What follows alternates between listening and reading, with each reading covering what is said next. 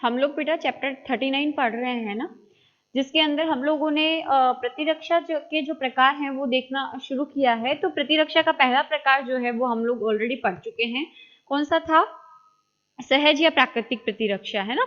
अब जो दूसरा प्रकार हम लोगों को पढ़ना है वो है उपार्जित प्रतिरक्षा। सहज जो प्रतिरक्षा है वो किसे कहते हैं, या प्राकृतिक प्रतिरक्षा किसे कहते हैं, जो हमें प्रकृति दे रही है, यानी मनुष्यों के अंदर रोगों की क्षमता जो उसको जन्म से प्राप्त होती है वो क्या कहलाएगी? सहज या प्राकृतिक प्रतिरक्षा। फिर है उपार्जित, यानी जन्म के बाद क्या करना? अर्जित करना। मतलब ऐसी प्रतिरक्षा जो क्या करता है, व्यक्ति प्राप्त तो करता है लेकिन कब प्राप्त करता है? जब उसका जन्म हो जाता है ना। तो उस प्रतिरक्षा को हम क्या कहते हैं?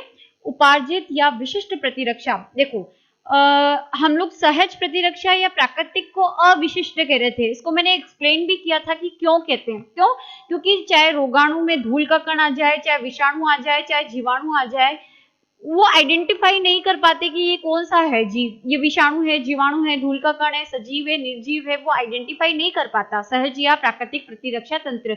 और सारे जो रोग कारक होते हैं उनसे लड़ने का तरीका क्या होता है? उसका सेम होता है ना। लेकिन उपार्जित प्रतिरक्षी तंत्र को हम विशिष्ट कह रहे हैं। क्यों? क्योंकि ये जो है विभिन्न रोग कारकों के अंदर विभेदन करने की क्षमता रखता है। यानी विषाणु आया तो उसको पहले ये तंत्र क्या करेगा? पहचानेगा कि हाँ ये विषाणु है, उसके अनुसार उसमें क्या बनेगी? प्रतिरक्षी अणु यानी एंटीबॉडी बनाएगा और उसको जो भी रोगाणु आया है उसको क्या करेगा? नष्ट करेगा। आ गई बात समझ में?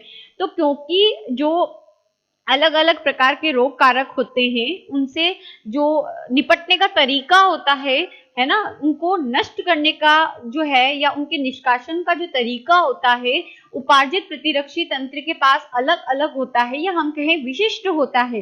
इसीलिए इसे कहा जाता है विशिष्ट प्रतिरक्षी तंत्र। आगे बात समझ में? अभी इसके गुणधर्म हैं वो बाद में मैं आपको बता दूंगी, दो चार जो इसकी विशेषताएं हैं उनके बारे में। लेकिन पहले हम देखते हैं कि उपार्जित प्रतिरक्षा जो है वो दो तंत्रों से मिलकर बनी हुई है। कौन कौन से तंत्र है? मतलब इसके दो हिस्से हैं, ये दो तरीके से काम करता है। ठीक है, प्रकार नहीं पढ़ रहे कि इसका तरीका कैसा होता है, उसके बारे में बात कर रहे हैं। तो पहला है कोशिका मध्यवर्ती तंत्र और दूसरा है तरल या संचारी प्रतिरक्षी तंत्र, है ना। तो इसके अंदर ये तंत्र कैसे काम करता है?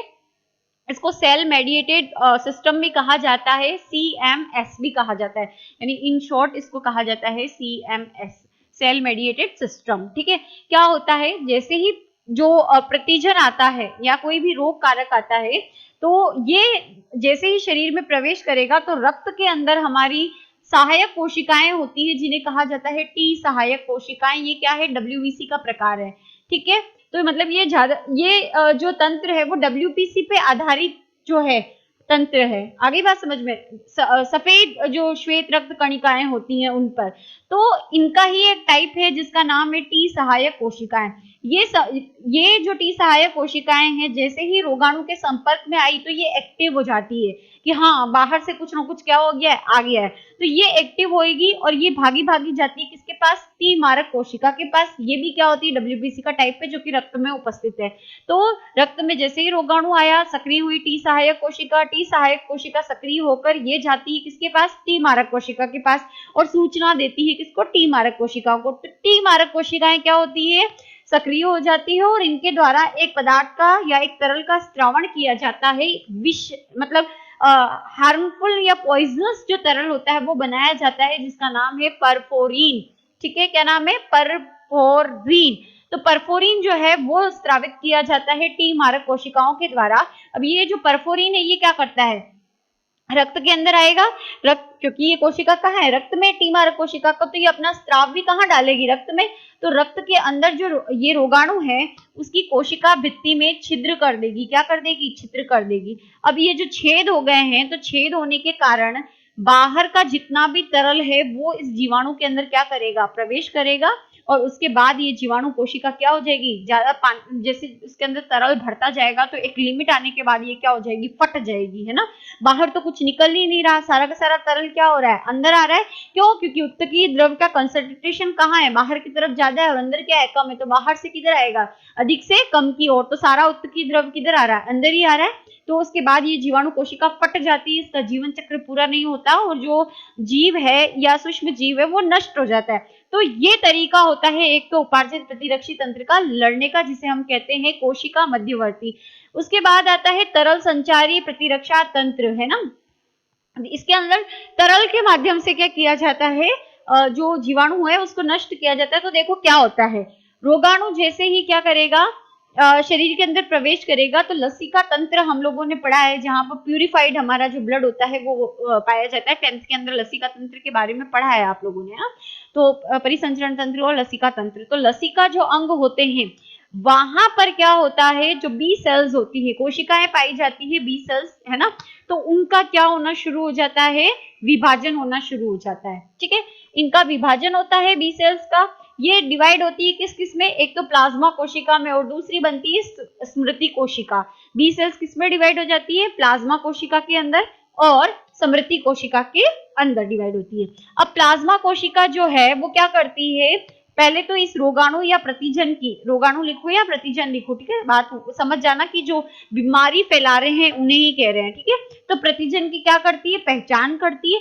पहचान करने के बाद क्या करेगी, जैसे कि सपोज करो आपके ताले की क्या हो गई है, चाबी खो गई है, आपको ताला खोलना है ना, तो ताले वाला आता है, वो पहले ताले को देखता है कि कौन सी चाबी क्या होगी इसके अंदर फिट होगी, है ना, फिर वो उसके अकॉर्डिंग क्या करता है, चाबी बनाता है। तो सेम सिचुएशन यही होती है कि ये प्लाज्मा कोशिका पहचानती है प्रतिजन को कि ये जीवाणु है कि विषाणु है कि क्या है ना, उसको पहचानती है, फिर उसके अनुरूप क्या बनाती है, प्रतिरक्षी अणु बनाती है। और ये जैसे प्रतिजन है तो ये प्रतिरक्षी अणु इसके अंदर अगर फिट होता है तो ये प्रतिरक्षी अणु जुड़कर इसको क्या कर देता है, नष्ट कर देता है।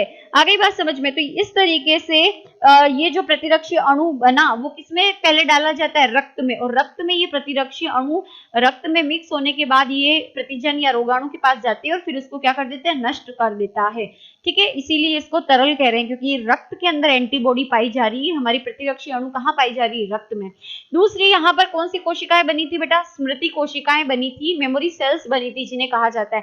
तो ये जितना भी प्रोसेस हुआ है ना, ये यहाँ पर ये प्रतिजन बनने का और ये सारी सूचनाएं जो होती है इन स्मृति कोशिकाओं के अंदर संग्रहित रह जाती है। जो पूरा प्रोसेस हुआ था कि अगर इस तरीके का प्रतिजन आता है तो इस तरीके की एंटीबॉडी बनती है, ये पूरा प्रोसेस जो है वो ये कोशिकाओं के अंदर क्या हो जाता है, संग्रहित हो जाता है।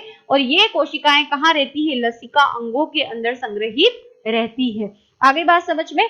तो ये प्रथम बार इसीलिए ये होता है कि पहली बार जब हम किसी बीमारी से इफेक्टेड होते, फर्स्ट टाइम, जैसे मुझे चेचक हुआ तो मैं फर्स्ट टाइम संक्रमित हुई हूँ और फिर ये चेचक मुझे दोबारा होता है, तो पहली बार मेरे को ठीक होने में क्या होगा, टाइम ज्यादा लगेगा, लेकिन दोबारा ठीक होने में टाइम कम लगता है। क्यों, क्योंकि पूरा प्रोसेस के लिए जो एंटीबॉडी बन गई थी उसकी सूचना मेमोरी सेल्स में क्या हो गई है, संग्रहित हो गई है। तो ये तंत्र दो तरीके से क्या करता है, काम करता है, या दो इसके पार्ट्स होते हैं।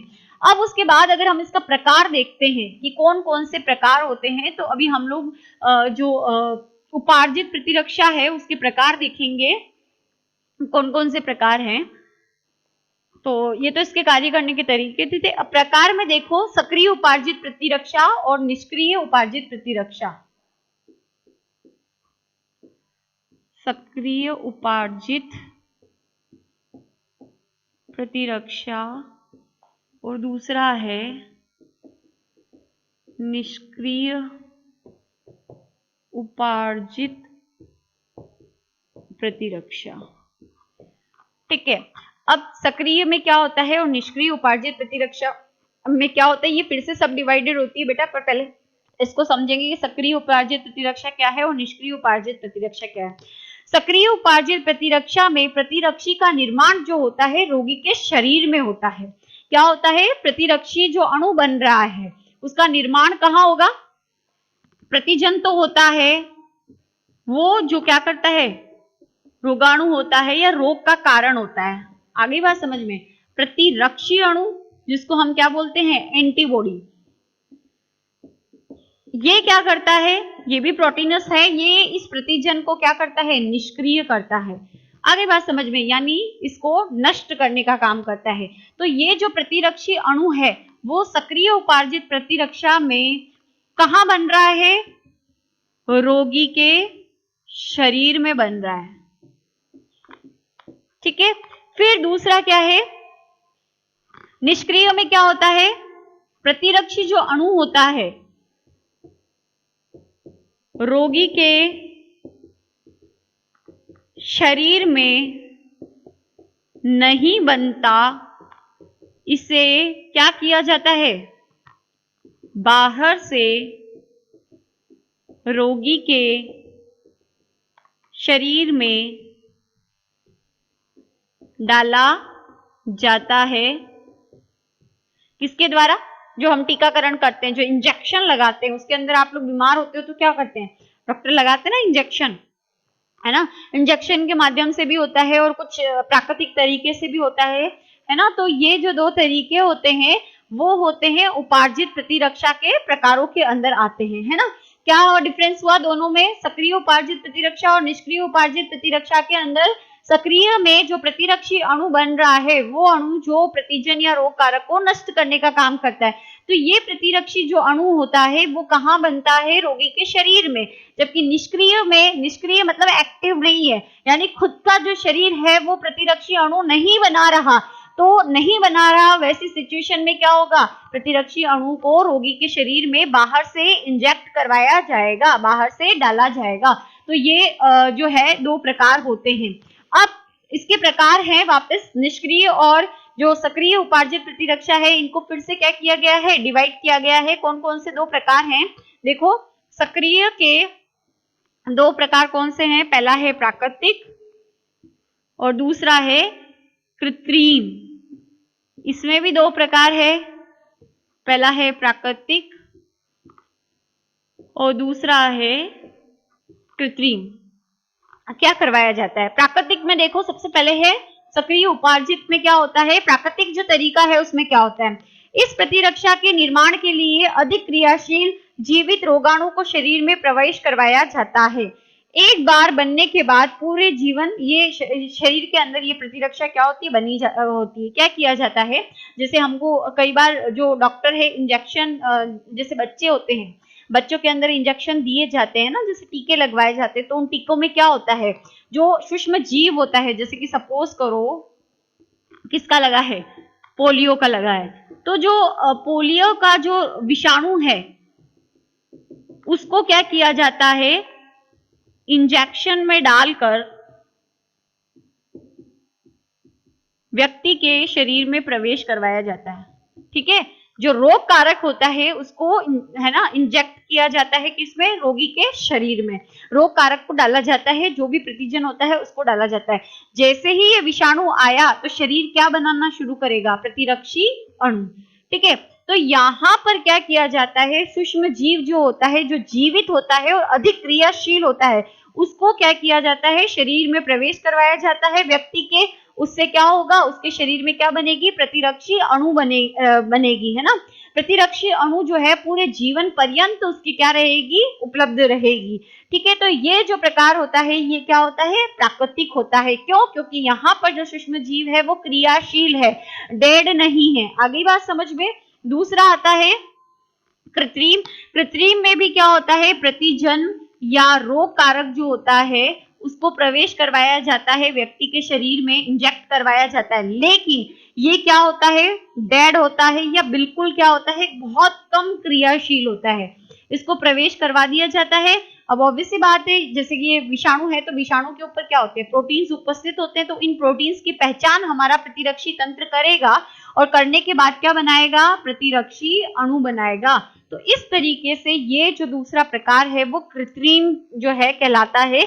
इसमें क्या होता है, प्राकृतिक के अंदर जो रोगाणु डाल रहे हैं हम एंटीबॉडी बनाने के लिए वो बहुत सक्रिय होते हैं, जबकि इसके अंदर क्या होंगे, कम सक्रिय होंगे या डेड होंगे। ऐसा किसमें करवाया जाता है, जैसे कि हम लोग कई वर्षों तक प्रभाव रहता है इनका, जैसे कि हैजा हो गया, रेबीज हो गए, कुकर खांसी हो गई, है ना। तो ये सब किसके उदाहरण है, ये कृत्रिम के ही उदाहरण है। ठीक है, अब यहाँ तो दोनों में आप देख रहे हो कि एंटीबॉडी खुद व्यक्ति के शरीर में बन रही है ना। अब दूसरा हमारा प्रकार है निष्क्रिय उपार्जित प्रतिरक्षा। तो इसमें क्या होता है, इसका पहला प्रकार है क्या, प्राकृतिक। ये क्या होती है, कुछ समय तक प्रभावित रहती है। यह प्रतिरोध क्षमता माता द्वारा बच्चों को गर्भावस्था में अपरा से प्राप्त होती है। ये प्राकृतिक जो होती है, यानी माँ के गर्भ में बच्चा जो पल रहा होता है, तब जो प्लेसेंटा होती है, यानी ये माँ है, ठीक है, और ये इसके गर्भ में क्या पल रहा है, भ्रूण। तो इन दोनों के बीच में जो नलिका रूपी संरचना है जो पोषण का आदान प्रदान करती है, उसे हम अपरा कहते हैं। तो माँ से एंटीबॉडी ट्रांसफर होती है किसको, जो माँ के गर्भ में बच्चा पल रहा है, जो भ्रूण बन रहा है उसको। और कौन सी होती है, आईजी, जो जी होती है टाइप की, आईजीए जो होती है वो दूध में होती है, और आईजी जो प्रतिरक्षी अणु होता है ना, ये माँ से किसको ट्रांसफर होता है, बच्चे को ट्रांसफर होता है। यानी ये बच्चे के शरीर में तो नहीं बन रहा ना, लेकिन दे कौन रहा है, माँ। और कैसे दे रहा है, इंजेक्शन के थ्रू दे रही है कि माँ, नहीं, प्राकृतिक तरीके यानी अपरा के माध्यम से दे रही है ना। तो इसीलिए इसे क्या बोला जाता है, प्राकृतिक प्रतिरक्षा या प्राकृतिक निष्क्रिय उपार्जित प्रतिरक्षा, ठीक है। और इसके अलावा दूसरा एग्जाम्पल जो है, माँ क्या करती है, बच्चे को दूध पिलाती है, जिसको हम खीस कहते हैं, कोलेस्ट्रम, यानी जो पहला गाढ़ा दूध पिलाती है, उस दूध के अंदर कौन सी एंटीबॉडी होती है, आईजीए होती है। तो ये माँ से मिलती है बच्चे को। तो ये जो है दोनों ही प्राकृतिक है, लेकिन निष्क्रिय है, क्योंकि खुद व्यक्ति नहीं बना रहा, उसको बाहर से मिल रही है ना। फिर उसके बाद आता है कृत्रिम। कृत्रिम जो होती है 1 से 3 सप्ताह तक क्या होती है, प्रभावित होती है, मतलब व्यक्ति के शरीर में प्रभावी रहती है ना। किसी जीव के शरीर में उत्पन्न प्रतिरक्षी को उस जीव के सीरम के से अलग कर किसी अन्य रोगी को क्या किया जाता है, प्रदान किया जाता है। मतलब जैसे कोई व्यक्ति है, इसके अंदर खुद की एंटीबॉडी नहीं बन रही है ना, तो उस रोग कारक को, जैसे ए व्यक्ति है उसमें एंटीबॉडी नहीं बनती, लेकिन जो व्यक्ति बी है उसके अंदर जो प्रतिरक्षी है या एंटीबॉडी है वो क्या करती है, बनती है। तो इसके रक्त से अलग कर है ना, इस रक्त से अलग कर क्या किया जाएगा, इंजेक्शन के माध्यम से दूसरे व्यक्ति को क्या की जाती है, दी जाती है। तो इसे बोला जाता है कृत्रिम निष्क्रिय उपार्जित प्रतिरक्षा। जैसे कि टिटनस के अंदर, पोलियो के अंदर, हेपेटाइटिस के अंदर जो इलाज किया जाता है वो निष्क्रिय उपार्जित प्रतिरक्षा के माध्यम से किया जाता है। तो ये आपके दो प्रकार हो गए, किसके, निष्क्रिय उपार्जित प्रतिरक्षा के और सक्रिय उपार्जित प्रतिरक्षा के, ठीक है। इसके बाद आता है कि कुछ विशेषताएं होती है, हालांकि आपके नहीं दे रखा, फिर भी अगर आपको अगर पूछ ले तो आप बता सको, इसके लिए समझा देती हूँ कि जो हमारा उपार्जित प्रतिरक्षी तंत्र होता है ना, इसकी कुछ विशेषताएं होती हैं। ये कौन कौन सी विशेषताएं होती है बेटा, एक तो होती है पहली विशेषताएं कि प्रतिजन विशिष्टता होती है, ठीक है। दूसरा जो है वो है विभिन्नता या विविधता पाई जाती है, ठीक है। तीसरा होता है कि प्रतिरक्षात्मक स्मृति,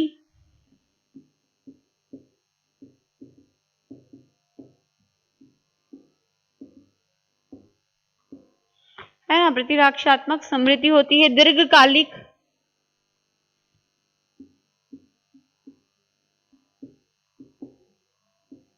और पांचवी है स्वयं तथा पराय में भेद। उपार्जित प्रतिरक्षी तंत्र की ये पांचों विशेषताएं होती है, ये विशेषताएं उसमें पाई जाती है। सबसे पहला आता है प्रतिजन विशिष्टता। यह शरीर में प्रवेश करने वाले अणु, जीवाणु, विषाणु, कवक आदि में क्या कर सकती है, अंतर कर सकती है, पहचान सकती है कि ये क्या है, जीवाणु है, ये विषाणु है, ये कुछ भी जो भी है, जो भी रोगाणु है वो है ना। तो इस तरीके से इसमें क्या होती है, प्रतिजन विशिष्टता पाई जाती है, प्रतिजन को अलग अलग तरीके से पहचान सकती है। फिर नेक्स्ट आता है विविधता या विविधता जो है, विभिन्नता या विविधता, यह बाहर से प्रवेश करने वाले अलग अलग अणुओं में पाई जाने वाली विशेषताओं के आधार पर अणुओं को विभेदित कर सकती है, ठीक है। क्या होता है, जो भी प्रतिजन होता है उसके ऊपर कोई ना कोई केमिकल होता है, तो इसमें कैपेबिलिटी होती है कि ये जो केमिकल्स होते हैं किसी भी रोग कारक के बाहर, है ना, इस रोग कारक के बाहर जो केमिकल्स हैं उन केमिकल्स को ये क्या कर सकती है, पहचान कर सकती है। फिर है प्रतिरक्षात्मक स्मृति। स्मृति कोशिकाएं बनती है, अभी मैंने आपको बताया था। तो ये जो भी फर्स्ट टाइम जो भी हम लोग किसी भी रोग कारक से अगर संक्रमित हुए हैं तो उसको कैसे नष्ट किया गया, वो पूरा प्रोसेस जो है वो स्मृति कोशिकाओं में क्या रहता है, स्टोर्ड रहता है, संग्रहित रहता है। तो इससे नेक्स्ट टाइम जब हम बीमार होते हैं तो हम क्या करते हैं, जल्दी रिकवर कर जाते हैं। तो ये भी इसमें पाया जाता है। फिर ये दीर्घकालिक होती है। उपार्जित प्रतिरक्षा के अंदर बने प्रतिरक्षी एक बार बनने के बाद लंबे समय तक क्या होते हैं, बने रहते हैं, इसलिए इसे दीर्घकालिक भी कहा जाता है। स्वयं तथा अन्य यानी बाह्य कोशों के मध्य क्या कर सकती है, पहचान कर सकती है। खुद के जो भी पार्ट्स होते हैं उनके अगेंस्ट ये एंटीबॉडी नहीं बनाती है। बनाती किसके है, जो बाहर से प्रवेश करते हैं उनके अगेंस्ट क्या करती है, ये एंटीबॉडी बनाती है। तो यहाँ पर आपके प्रतिरक्षा जो तंत्र है, प्रतिरक्षा का जो सेकंड प्रकार है आपका उपार्जित प्रतिरक्षा, वो कंप्लीट होता है।